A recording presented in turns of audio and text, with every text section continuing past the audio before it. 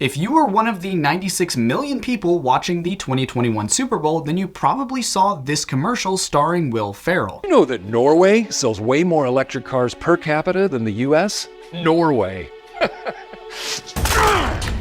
Well, I won't stand for it.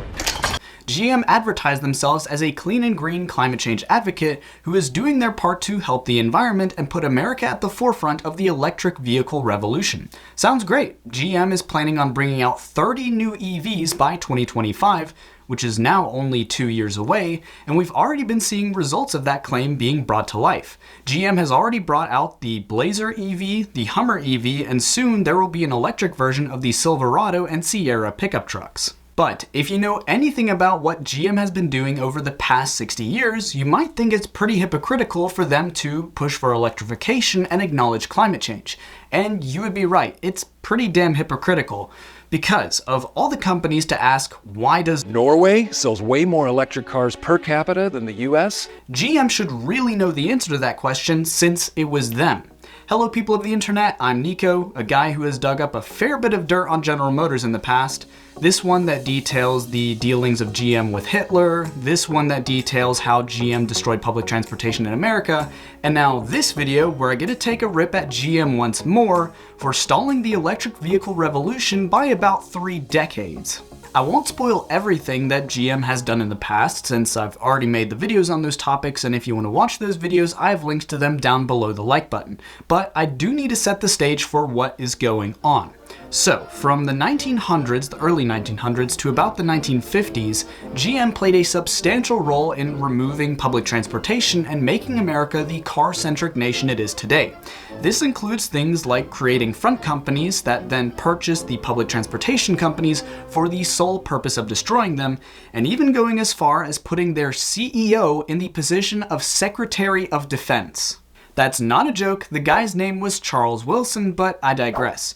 GM basically created America's car obsession, and being a car company, they will obviously protect that, which means they spend a lot of time and money fighting regulations. Now, most car companies still produce a lot of gasoline or diesel-powered cars, and so if there are tightened emissions regulations, for instance, they will obviously push back against that, because otherwise they would have to spend a lot of money investing into making cleaner, greener cars, which they don't really want to do. And this exact problem arose when California introduced CZEV, or stretched out the California Zero Emissions Vehicle Mandate.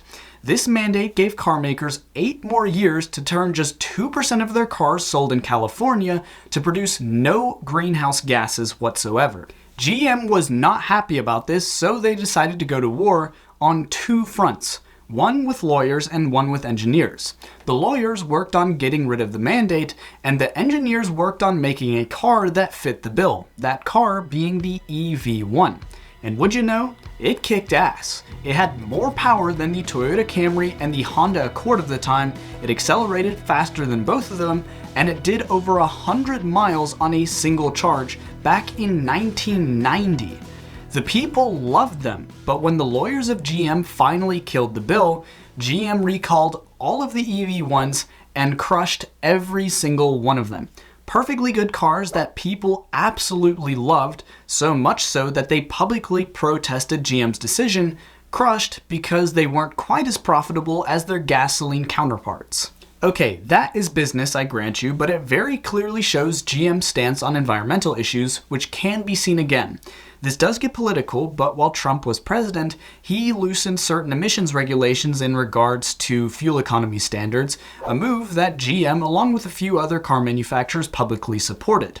They then went on to sue the state of California for setting their own stricter emissions regulations, which didn't end up working out. The interesting thing is, just days after it was announced that Joe Biden had won the presidential election, GM completely reversed their decision to back the Trump administration in their move of suing the state of California.